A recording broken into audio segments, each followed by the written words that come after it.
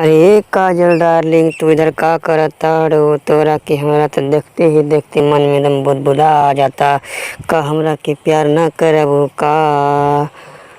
हमरा से प्यार काहे न करेलो ये हमर जान?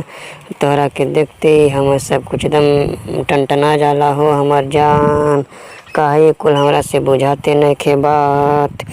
अरे मत मर्दा खेसारी हमर यार, तोहरा से कवन करेला गलती से प्यार। समझला ना, तोहरा से कबहू ना प्यार करब।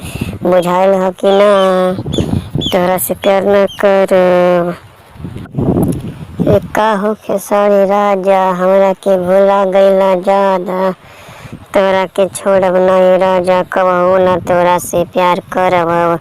समझला ना, हम तोरा से कहियो प्यार न करत रहनी। बुझाइल ह कि ना?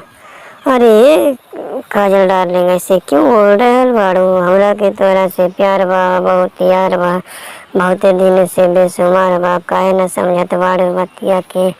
हाँ, बतिया के गौर कर जा। तोरा से प्यार करतानी, एक से मत कर। समझला? बुझाइल ह कि ना?